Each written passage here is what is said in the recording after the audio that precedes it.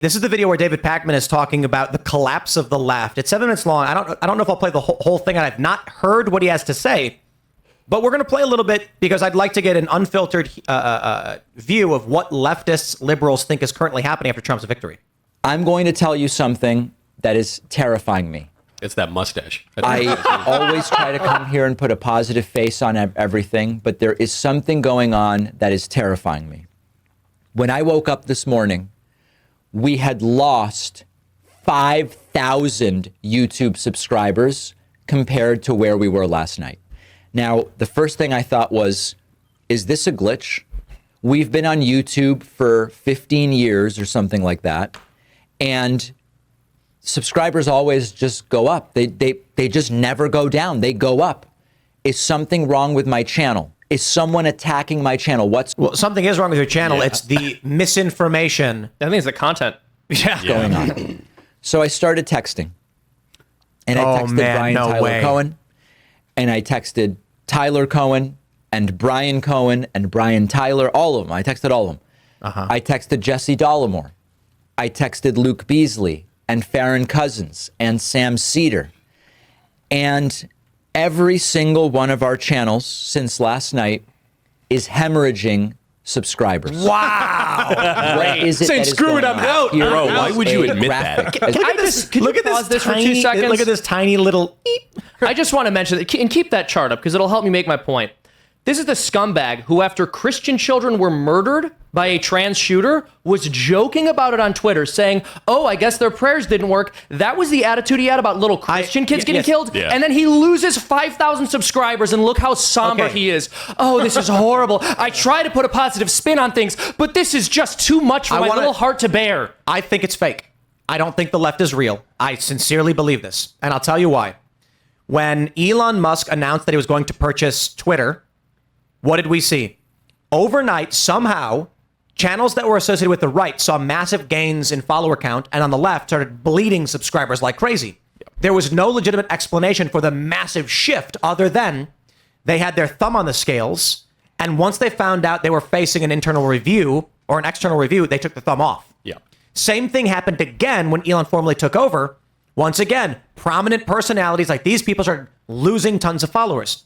My theory was that social media companies know I forgot what it's called. It's an internet law that any sufficiently unmoderated forum will become right wing. I don't know if it's 4chan's law or something like this. And so I believe that what happens is these big social media companies are like, hey, look at X. It shifts to the right. Look at YouTube. We have to go in there and force it to be middle of the road. Yeah. Which basically means we're going to ban conservatives and prop up liberals. Yep. So Dave, what is David Pacman actually seeing? I believe it's probably fake accounts. Now that the election is over, the fake accounts that were being used to prop up his channels to make it look like there was support for the left are no longer being funded properly, and they're shutting down. I don't know that that's true. I'm just saying it like this. During the election, the left wants to make liberalism and leftism and these politicians look prominent, and they use bots to prop accounts up. Once the money is gone, because they're massively in debt and they've lost, poof, the followers are gone. I noticed that in the height of the Republican primary even, and then I especially saw it up through the general, just on X even. I'd see you get flooded with all these really nasty comments, and there's always some nasty comments, but it really spikes. And then I'll tell you, after election night, my nasty comments on X, and by the way, I have been kind of mean on X. I've actually increased the vitriol, but the nasty comments from the left supposedly more or less disappeared, probably dropped 80%. I have said some of the most horrible things imaginable on X. I've mostly just retweeted predictions that I bookmarked. All right, from left-wing people. That's right. Let's hear from David a little bit more after the show. As you can see, subscribers just go up, up, up, up, and they are down. It is not just YouTube subscribers. We are seeing record cancellations of paid memberships. Wow. Record cancellations. Dave, you should pray about it. You should try praying. The show running. Now, for a moment, I thought, if it's just YouTube, maybe YouTube is purging people who are inactive subscribers. And once a year, usually YouTube does this, and you see a little decline, and then numbers go back up. They're not doing it. They're not doing it. And if that were the case, we wouldn't be seeing paid membership cancellations on the website.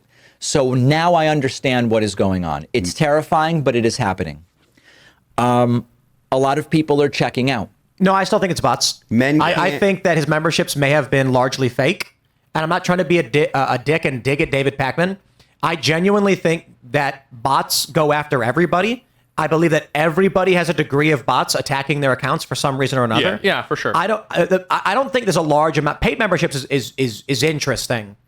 That's less likely to be fake. So I do think there's probably a lot of people checking out. I believe that component is that David has been misinforming people, and they realized it last night when they said, "How am I in the minority?" I thought we were going to have the popular vote, at least, even if Trump won. They realized I'm on the wrong side of history, and these people are genuinely terrified of being on the wrong side of history. That's why the activists chant on the streets to police officers and small businesses, "You're on the wrong side of history." So what do you think a liberal who's scared of that is thinking when they wake up and said, David Pacman is the wrong side of history and he led me astray?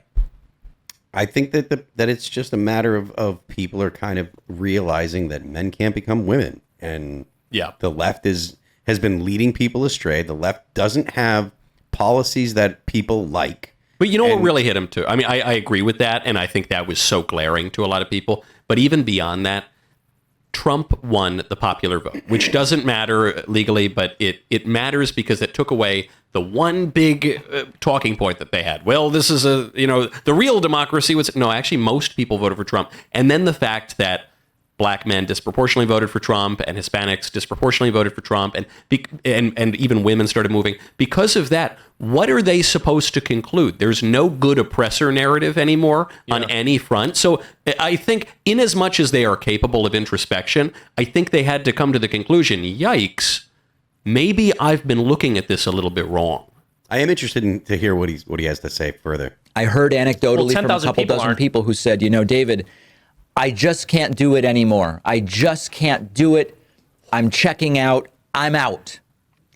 And the reason that this is terrifying, not only because it puts everybody in left-wing media's livelihoods at stake and at risk, it terrifies me because our instinct is the opposite of what the right does, and we will get crushed if this is the way we respond to a defeat. Hear, hear. The right wants us not to exist. The right wants to decimate independent progressive media. No, they don't. And so when I lose 5,000 support free speech. Brian Can I loses just point out, this guy's got 2.64 million followers and he lost 5,000 and he's having a breakdown over it. Yeah. I have told you guys this. You watch the show.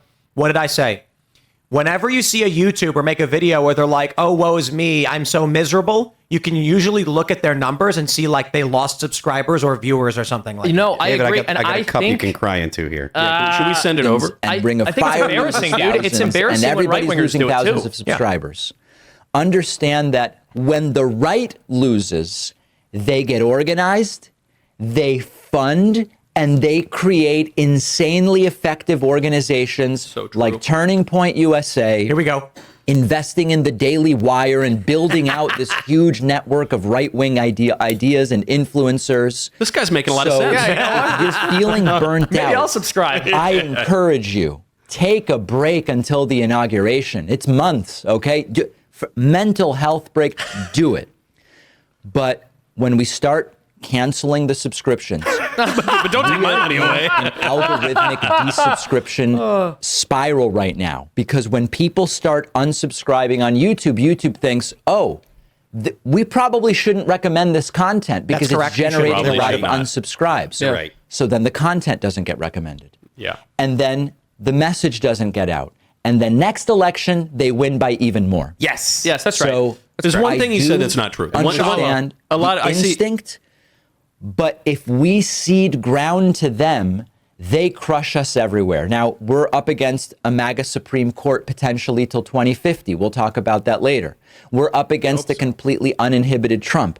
I actually have an entire chapter in my forthcoming book, The Echo Machine, about exactly this. It's the introduction.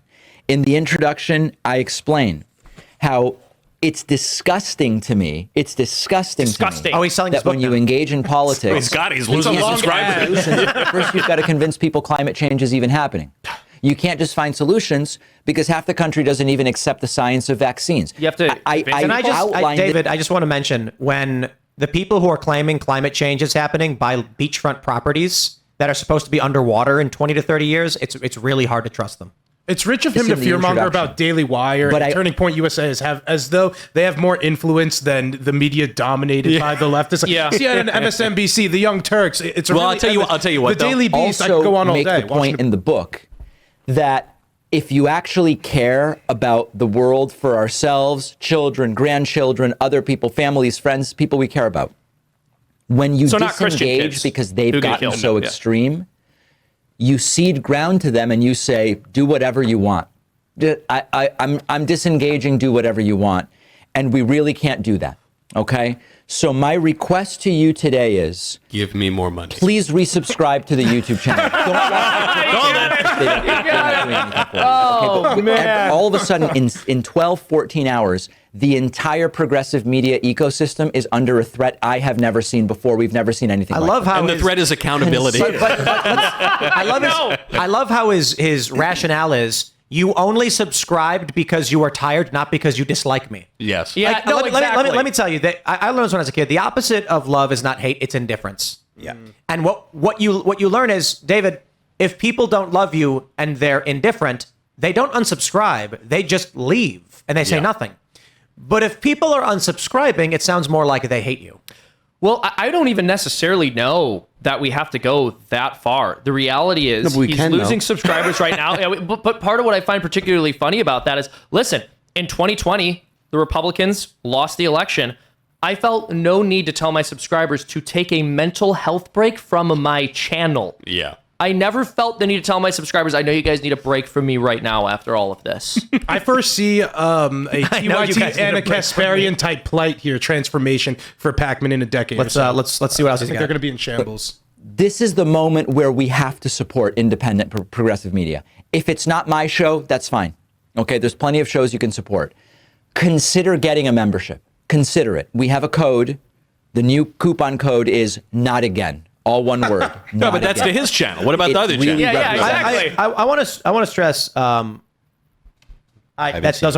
pretty sure. I don't know if those videos from Trump are new actually. 6 minutes ago. But yeah, he's got a bunch of those on his website. Everyone keeps reposting them as if they're new, but we'll check. I don't blame Pacman at all for doing any kind of become a member, subscribe to my channel, buy my book. I respect all of that. I don't respect him saying, "Heavens to Betsy, I'm losing followers. This is the apocalypse." He could have just said, I know, he didn't even say anything. He could have saw the numbers.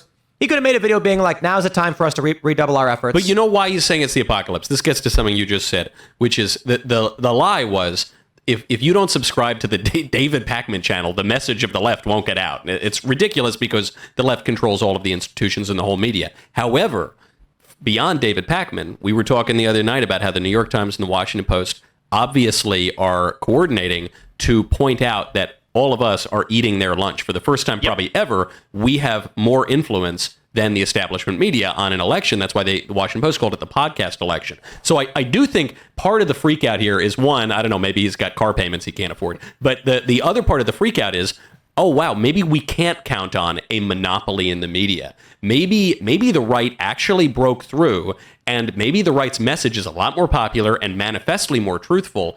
Oh, this actually could be the collapse of the whole house of cards. What strikes me is the complete lack of reflection on anything about why so many people may have decided to vote for Trump. There's no sense of curiosity from him to talk about the issues that resonated with so many Americans, and they're so out of touch. Yeah. He's part of the left that is just completely out of touch with the average normal American. I think that the fact that they're freaking out about this is probably... Okay. It's probably indicative of the fact that it's probably related to the fact that there was such a sweep, right? So he sees Tuesday happen, Trump's back, which they thought couldn't happen. They didn't believe it for a second. So much so that they actually ran Kamala Harris, right, and tried to shove that down the American people's throat. Then there was also the Senate and looks like the House. and all of the right-leaning, all the people that moved so far right. And now he sees that there's also a massive exodus, or what seems to him like a massive exodus from all of these left-wing accounts. Maybe he actually does have a point and he has something to be afraid of, because maybe the American people have said, you know what? We tried this for the past 12 of the past 16 years have been Democrats in control and running the show and Democrat policies. And we have ended up poorer. We have ended up with wars. Two wars, even though Barack Obama was supposed to come in and it was supposed to be the guy of peace. He won the Nobel Peace Prize right away, and he might have even got it before he actually got into office, but he definitely got it very, very early, like right when he got into office. He got it for just being not George Bush, right? And we had no significant change. What happened was all of the people that historically had been considered friends of the Republicans became friends of the Democrats. The Democrats ran everything, and there was nothing that was better about today than there was in 1999. Yeah, and also, don't forget, with independent left-wing media, they have tried this before. They tried Air America to be their Rush Limbaugh, and to get back to that article we're reading at the top, it completely flopped. It was a total failure. So there is left-wing media because the left took over the established institutions, the New York Times, the Washington Post, the news networks that have federal licenses. But in terms of when you actually have a free market and you don't have the left monopolizing control, even on the platforms, which give priority and advantage to the left and punish us for saying normal things, well, when you start to crack that a little bit and you actually create a market, maybe there just isn't much of a market for the David Pacman Show. Thanks for checking out this clip from Timcast IRL. Make sure to watch the show live Monday through Friday at 8 p.m. Subscribe to this channel, and we will see you all there.